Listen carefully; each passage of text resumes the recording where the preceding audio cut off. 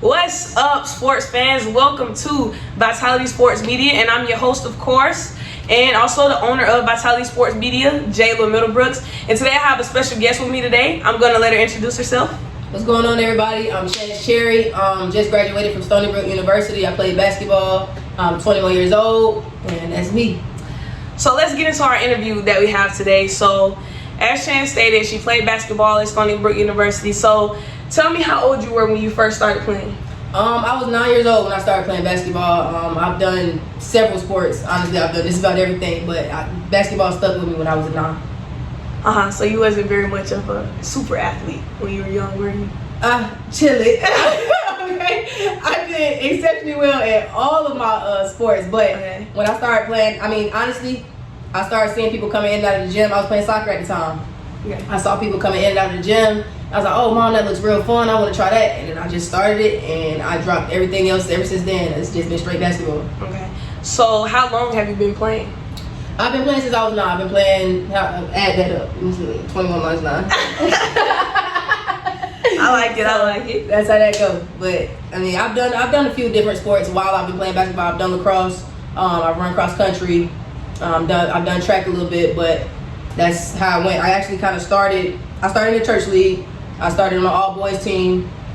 I was the only girl on that team, and I kind of was natural at it. Not to say I'm the best or whatever, but I was a natural athlete, so I got really good at it. We might have a 1v1 coming. I was really good at it, and it just stuck with me, and I fell in love with it. I never wanted to put the ball down since.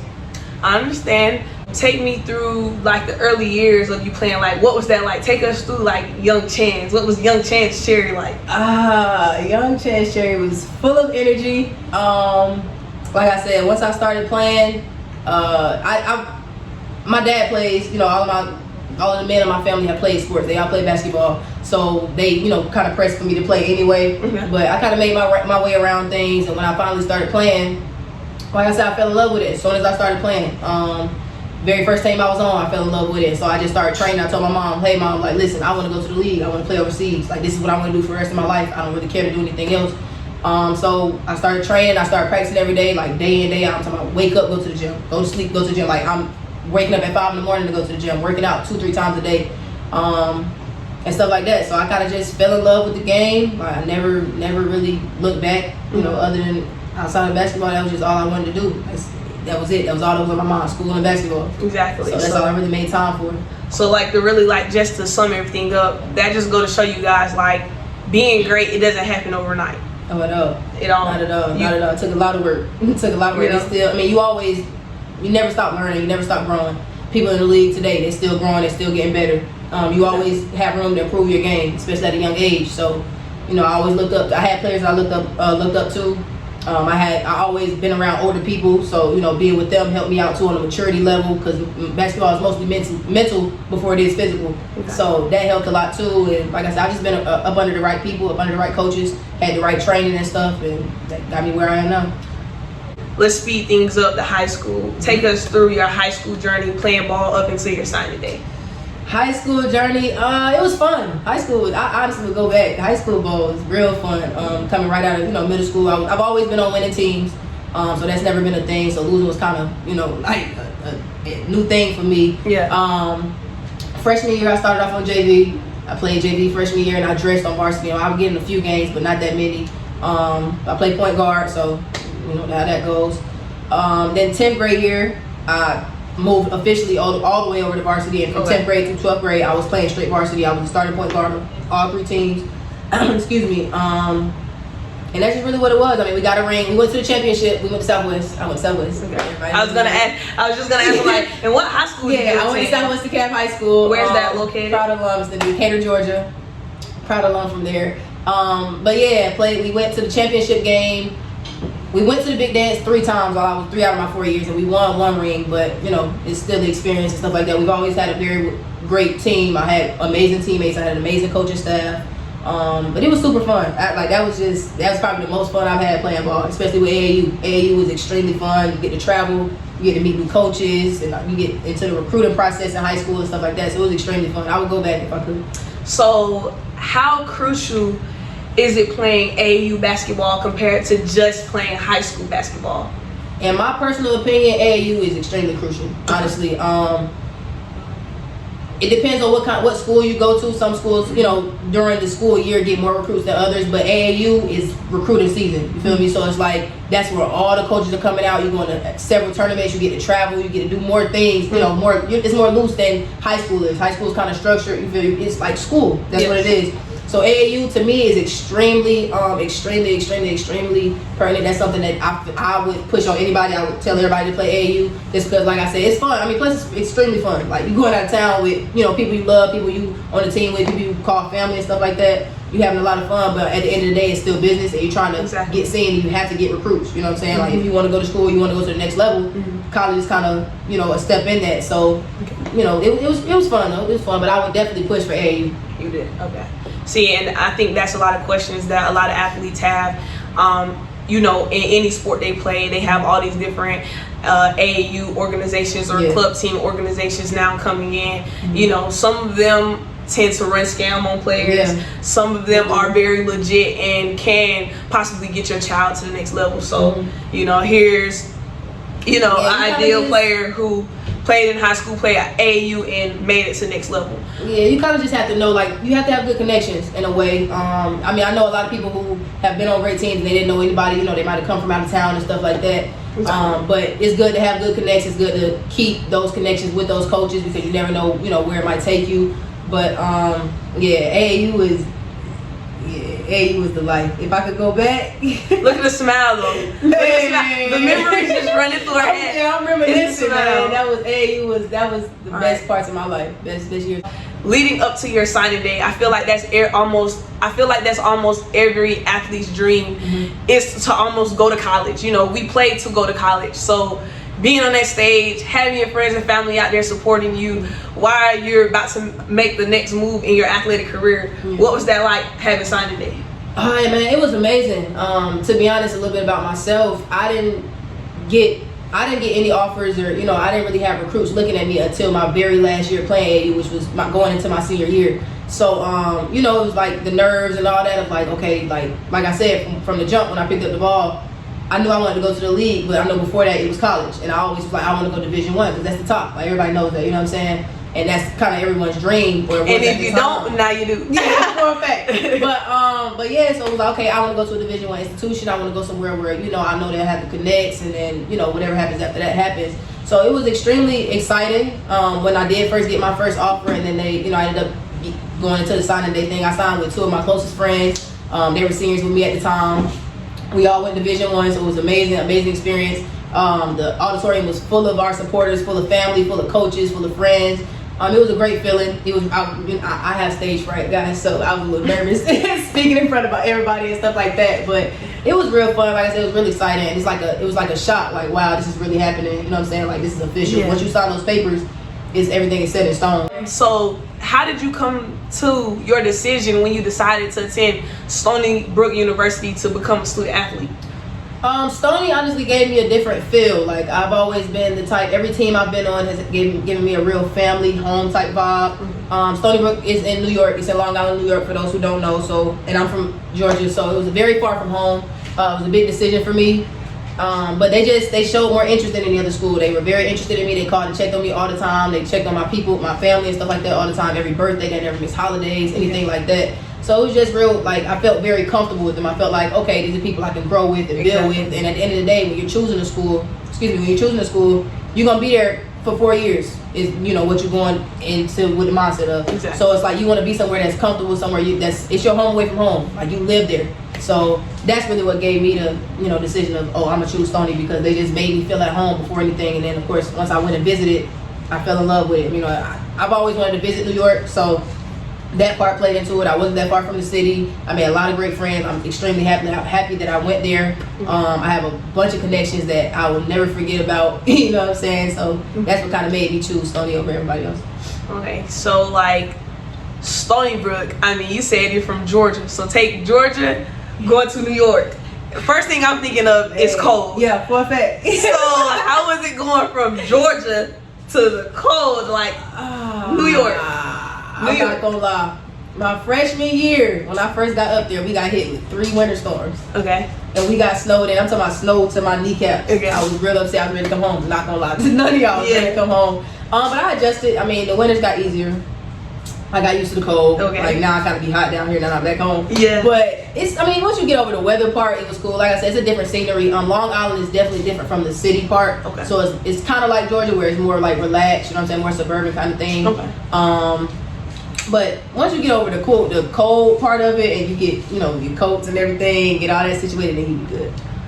I mean, I don't really like the cold. But take us through freshman year. I know freshman year is always kind of the biggest adjustment for any college student, just not for a student athlete. Yeah. So what was freshman year like? Honestly, freshman year was really hard for me. Like I said, I've always been kind of like the top dog on my team. Like I've always run my team. So getting there and, you know, being up under people and being the baby of the group again, it was kind of like, okay, it was a big shock for me, because it's like, okay, I'm not getting the playing time that I'm expecting to come in here with. I'm not on top of everybody like I'm expecting. Like, it's other people that I have to follow up under. So that was a hard transition for me. The speed of the game is very different. It's a lot more structured, but it's a lot quicker in individual basketball. So that was a big thing for me. All the workouts, waking up at 5 in the morning, we lift at 5, and then we got individuals or practice for 3 hours, and then we go lift again and stuff like that. They had us on diet plans and all that type of stuff. So all of that was a big adjustment for me. But like I said, once you get used to it, you learn to fall in love with the process of it. But freshman year was a bit difficult. It was just a, you know, adjustment, and it was like it was me. It was just me. Like, there was no crying to mama. There was no any of that. It was just you, and you had to deal with whatever it was. Because at the end of the day, when you get to college, they don't care about all that. Like, it's a business thing for them. So, freshman season, what was your freshman season? What was that like? I didn't play as much as I wanted to. I played, you know, a little bit here and there, but like I said, I wasn't used to the speed of it. I wasn't even in shape for college basketball yet. Exactly. You know, you can prepare all you want to, but it's like once you actually get into it, it's a different ball game. Exactly. Had a few injuries with my knees, so I sat out half a season. Okay. So, you know, getting back in shape from that was extremely hard for me, because like I said, you're not just getting in regular shape. Like, you're getting in shape to run full game, 40-minute, you know, to an hour games or whatever. So that was a little bit difficult. Okay. My school wasn't really that big. Like, our basketball team wasn't that good at first. We actually, these past 2 years, we won the championship for our school. You see, she had to throw that in there. I mean, you know what I'm saying? We wasn't that good at first. To the interview, but I just had to throw that in there. We wasn't that good at first, but you know, they had to come. We wasn't, but we grew, and you know, we created history within these past 2 years. That's all I'm saying. But freshman year, like I said, it was really difficult. We had to grow. It was an entirely new team. Our coach was fairly still new, so we all were kind of building and growing together. Okay. So I heard you mention that you suffered from knee injuries. So take me through, what was that like, just entering your freshman year, knowing, like, you know, of course you want to compete, you want to play, and then you get injured. Yeah. What was that? Naturally, as an athlete, it hurt a lot. I will say that I was real distraught about it. Mainly because I didn't know most of the stuff that was going on. You know, when you get to school, they have different technologies, and they got different doctors, and it's more top-notch stuff. So I went to the doctor, and they basically read me a list of things that was going on, and I was like, wow, like, I had no clue none of that was going on, and they were actually shocked. They was like, you didn't know any of this, and I was like, no. So it threw me for a huge loop, and then I had maybe 2 surgeries before that, but surgery on my knees and legs and stuff has always been one of my biggest fears. Okay. So finding out that I had to have some work done, which it was a minor surgery, yes, but just the scare of, you know what I'm saying, that was the first time I would have to have lower body surgery. Yeah. It scared me a lot. Mentally, it took a big toll on me, you know, getting back into it and stuff like that. Luckily, like I said, I had teammates to fall back on. They supported me all the way through. I had a great training staff. I had great coaching staff. They all supported me.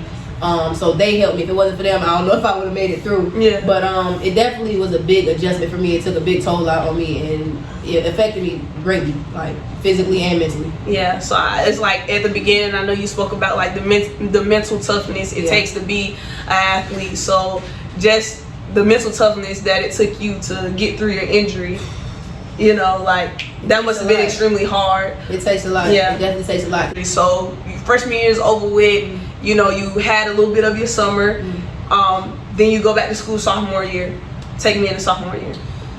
Yeah, so my story. Let me just give you a little rundown. Freshman year, boom, had to have surgery on one knee. Sat out for half a season. Come back sophomore year, I'm trained, well, you know, did rehab and stuff like that. Finished the year off strong. Did rehab, you know, basketball is kind of a year-round sport. We don't really stop. So had summer workouts, did fine in those. Go back sophomore year, other knee kind of tripping. Boom, we got to have surgery again on the other leg. So now I'm like, what's going on? A whole nother mental, a whole nother thing I had to deal with. It was the same surgery, luckily, so I knew what I had to do to get back. It was just a matter of, like, I got to do this all over again, and I thought I was good. So sophomore year was a little difficult, too. I sat out both years for half a year, half of the season, and then I played, like, I sat out preseason, non-conference, and then conference I played. But it was a little bit better of a year just because I played a little bit more and stuff like that. They needed me a little bit more, so I got to see the floor more. But as far as like injury wise, it was still kind of difficult to they were adjusting what I could and couldn't do. Exactly. I had limitations on stuff, so that was a little bit of a bother because it was like, okay, I see my teammates doing everything else that I can't do. So that frustrated me a little bit, but and I feel like it's like as an athlete, you want nothing more to be out there grinding with your teammates. Yeah, you like see them. I've always been a real bad gym rat. You could not keep me out of the gym. So being that I couldn't work out how I wanted to, and I couldn't train how I wanted to, or I couldn't do certain things, it was like, okay, this is all new for me. Like when I'm like my outlet is basketball. No matter what's going on, it's always been basketball. So when I started having to wean off of that a little bit, it was kind of like, okay, now what do I do? So yeah. Like I think that kind of goes into like what we had going on in the world, like when COVID stopped. When COVID started, sports stopped, and people didn't have their sport to fall back on. Something that has, for some players have kept them out of trouble from what was a stress reliever. And so during your injuries, what allowed you to like push forward? Like what kept you going after one surgery and another surgery? Like what kept you going? Knowing my why. To be honest, I don't just do it for me. You know what I'm saying? It's a bunch of reasons why I do what I do and why I train so hard and why I go so hard. Like I said, this was something I wanted to make a living off of. So I knew, okay, boom, if you're gonna be up there with the top, you gotta train with the top, you gotta train like the top, you feel me? So it was all of that. But just knowing my why, knowing the reason behind why I'm really playing ball and why I'm really going as hard as I am, like, you know what I'm saying? I got family, you feel me? I got people that I look out for and stuff like that. And I've always, I grind for me, yes, but at the end of the day, I want nothing more than to see my family happy and see them, not struggling and stuff like that. So knowing my why, knowing exactly why I even started and what has been keeping me going, it just helped me like, okay, boom, like when I got out of the selfish mindset of thing and realized, okay, it's not just for you, like even, younger players up under me look up to me type of thing. So it was always like, you can't just give up. It's not, because what are you showing them? What are you teaching them? So knowing my why and just knowing exactly why I even got started, that's what kept me going. That just goes to show you, having a why, a reason why you're doing something is very important. I meet some athletes is like, well, why are you playing this sport? Or why do you want to do this? And they like, well, I don't know. Or it looks fun. And I'm like, eventually you're going to need a why. Because I ask plenty of athletes, I'm like, well, do you want to play in college? Yes. Well, let me tell you something about playing in college. You're going to need something to motivate you. On those hard days, you're gonna need something to motivate you, because the fun is in season. But the workouts and everything, that's not the fun. Preseason, you got preseason, you got postseason, you got during the season. Like it's a lot. It takes a lot. It takes a lot of it. Mental strength. I think the one word that you have hit on a lot is mental. Being an athlete is just 90% mental, 10% physical. So okay, we got freshman, sophomore, junior year. Going into junior year, what was that like? So actually my junior and senior year were pretty much the same. I acted as a student manager more so. They stopped me from playing, after my sophomore year. We'd sit down to have team meetings, or we have our individual meetings at the end of the year. And after considering stuff with the doctors and the trainers and the coaches, they all decided, okay, Chantz's knee situation isn't something that we can really fix, and we don't want her to, in the long run, not be able to walk and live life and stuff like that. So we feel like, okay, boom, we should just stop her from playing now. So that's kind of what the conversation was. I came back, had our meeting, and they were kind of like, we don't want you to play anymore. Not anything like, just like luckily they kept me on scholarship. They still continue to allow me to go to school. That was a huge blessing for me. I will forever be thankful for them for that. But it was hard. I mean, what I'm saying? Like I said, it's something I've always wanted to do. Never saw myself putting the ball down until I couldn't walk. So, them coming and telling me, okay, boom, you're not playing anymore, it kind of threw me for a loop. So that's how my junior year went. I acted as a student manager. I still traveled with the team. I still did everything the team did. I was still very involved. But it was more like a coaching thing. Like I kind of helped the coaches out where they needed. I helped with individuals. I helped with workouts, stuff like that. I was still allowed to do rehab. I still did weight training, you know, just because I just want to keep my body in shape just because. So I still was able to do that. And then I ended up actually, like I said, I couldn't, me not playing basketball is not my thing. It's never been my thing. So I actually ended up asking my coach, like, hey, maybe if I do rehab for this long, or, you know, if I show you this, maybe I can play senior year. And they ended up not wanting me to play senior year either, so I kind of acted more of an official student manager, and I was, you know, with the coaches a lot more and stuff like that. But my junior and senior year was not consistent with playing. When I found that information out, actually I had to go home for a summer just to get my mental right. I went into a really bad depression stage, just, you know, to be personal or whatever. I went through a lot dealing with that, and to this day, actually, I'm still not fully over it. I'm used to not playing. I'm more used to not playing now, but it's not something, like, I still plan on coaching, I still plan on training, I still plan on doing stuff with basketball and staying in that basketball world. But, you know, not playing is just, I just had to do a little bit of a, you know, career shift, and I had to dibble and dabble in some stuff and figure out what it was, what my other passions were, and had to find other outlets and stuff like that. But junior year and senior year, they weren't a breeze, but, you know, I got over it, I made it through, and here I am now. I mean, at the end of the day, you know, it's a crazy thing, but only 2% of athletes in the world go D1. Yeah. So at the end of the day, like, you did it, you know. No matter how it went after you did it, and you stuck through. And although you weren't playing, you still became a very supportive teammate. You played your role, and you got in where you could fit in, and you made sure that no matter what, like, you were part of the game. And I think that's very important now. Just because you aren't able to play, that doesn't mean that you have to lose your love. Your love doesn't go away. You know, yeah, you might not be able to play, but it still can be your passion. Injuries don't have to stop your love for the sports you play. You know, it doesn't. So I think that's a really good point you hit on, because one thing that I found, you know, being a point guard, you see the floor anyway, kind of the coach on the floor. But what a lot of athletes don't realize is once you sit out and when you sit on the sideline and you're watching it firsthand, you see so much more. Like, you see from a coach's perspective, like, you know, all the stuff that we be like, oh, coach, you tripping, you know, you just seeing stuff. Nah, you actually see. You don't know what you're talking about. Like, you get in the huddle like, yo, we gonna do this. Yeah, but once you're actually sitting out, and I know, you know, obviously it's some athletes who know this and some don't, because some get hurt and some don't. But being hurt and sitting out and really realizing, you know, being in and out of the locker room, I was in the coach's office and I was in the locker room, so I saw a lot of different perspectives, and I understood both sides finally, because it was like, okay, boom, I'm seeing stuff and I'm coaching my, you know, our other players or whatever on stuff that our coaches have been saying, and it's like, coming from a player, it felt a little better, you know, they was more comfortable. So that's kind of where I was the link between the coaches and the players. It was like, okay, they're comfortable talking to me and getting stuff from me rather than a coach coming down their throat. You feel me? And I also realized that my voice was actually very important. Like, I went into this mode where it was like, I'm not playing no more, so I can't be important to the team. But that's not true at all. Like, your voice and, you know what I'm saying, your energy and stuff like that, like, they feed off of that. So I ended up just being an energy giver. Like, I'm on the bench screaming, I'm hype, you know what I'm saying? Like, and that gave our team a lot of energy. And in bad times, when we needed, you know, when we needed to have real discussions, we had real discussions. But in times when we needed energy and stuff like that, I would always be that pick me up, and I was always somebody that they felt like they were comfortable with and could talk to, type of thing. So that helped a lot too, even off and on the court.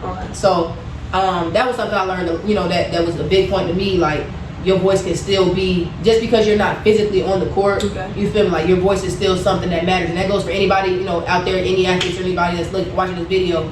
Don't think just because you're hurt or you can't physically do what you need to do on the floor or whatever your sport is, your voice still matters. And, you know what I'm saying, the energy and stuff that you feed to your teammates and the words you use with them and, you know, stuff like that, your energy and your attitude still matters, because people feed off of that. So that I just ended up being, you know, the biggest cheerleader we had, really. Like, that was kind of it, and I made fun with that. At the end of the day, like you said, I think you hit on something. You had fun. Yeah. Fun continued, and fun is still continuing for you with the sport. So, like, I kind of know Chantz on a personal level. You know, I used to cross her up in high school. Oh, it never happened. Let her tell you it, but I never happened. We were gonna do a one-on-one for y'all. How about that? I did. I used to cross her up in high school. That's my story, and I'm sticking to it. But you also, like, started some kind of talk show thing or something. Yes. So, like, just hit on that, like, real quick. Like, what was that? Honestly, I know earlier in the video I mentioned I had stage fright, and I do. I really do. But I ended up, you know, like I said, because I wasn't playing, my coaches were kind of trying to find different things for me to do. When we first got shut down for COVID, we were at home. our coaches still wanted a way for us to stay connected and still, you know, show our faces and stuff like that. So they actually hit me up, and I started this thing called Chatting with Chantz. It was on my own little talk show or whatever. And at first, it started with just me interviewing my on our coaching staff and our players and stuff like that, just our team-based thing. And we would do like little fun games, and I would ask them little questions. And some stuff we would get personal, some stuff it would just be goofy. And I had a lot of fun with that. I actually started falling in love with, you know, hosting and being in front of the camera and stuff like that. No, you can't have a job. I'm coming for it, y'all. No, I'm just playing. But yeah, so I actually had a lot of fun with it. I was telling her earlier, I'm not used to being the one interviewed, so this is all new for me. But that was fun. And then once the season actually started, the entire conference actually hit our coaches up and were like, hey, we really like the show that y'all started. Can Chantz do it for the entire conference? Wow. So I ended up doing it for our American East Conference on the women's side. We had, you know, a guy do it on the men's side. But I would, you know, interview like the player of the week or the coach. And then, you know, when all the Black Lives Matter stuff started, I would, you know, we would have conversations about that. So it was actually extremely fun. Like, I probably would do it again, to be honest. It was really fun. It was really it was new for me, but I had a lot of fun with it. That's great. I mean, like I said, no, you can't. Okay, like, I'm the host of this interview. Yeah. Nah, Jen was a great host though, y'all. Great. You know, well, just really quick, you know, how has it been since graduating? It's been cool. I mean, you know, trying to get settled at home and stuff. You know, I've been gone for 4 years, so trying to get settled back in at home. You know, get my own place. Now I'm kind of moving in a career route. You know, finding little stuff that I'm passionate about that I did not know I was passionate about. Okay. Like I said, I do want to start coaching and training. Well, I already train, but I want to start coaching a little bit more. I'm looking to planning to start an AAU team pretty soon. And stuff like that, but you know, just getting back settled at home, getting back comfortable, getting back in the realm of things, and getting back, you know.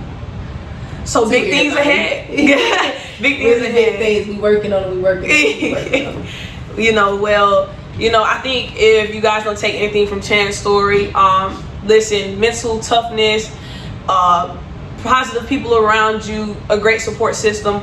You know, making sure that when you choose a college, you choose the place that is right for you. Definitely. And don't just base it off of facilities or different equipment or gear that you might get. You know, like she said, you look at spending 4 years of your life here, and 4 years might not seem long, but when you're in it, you're like, man, it's been 4 years. And then you realize when you're done, time flies, right? I mean, I'm a rising junior myself, so it's like, you growing up. So I'm looking at you and I'm like, wow, really, time does fly. Again, okay, guys, this is Chantz Cherry. You know, thank you for joining us on Vitality Sports Media. Thank you. You guys can follow Chantz on. You can follow me on Instagram at chantz.danae. It's CHANTZ.DANAE. Please go follow me. I'm a very friendly person. I like people. And don't forget to follow us on Vitality Sports Media and subscribe to our YouTube channel down below. Also, we got a great amount of special things coming for you guys. I have a website that should be published by the time I go back to school, August. Yeah, so make sure you guys be on the lookout. I have some shirts coming. You see it? One of the colors. So let me know what you think down in the comment section. And don't forget, like, subscribe, and comment.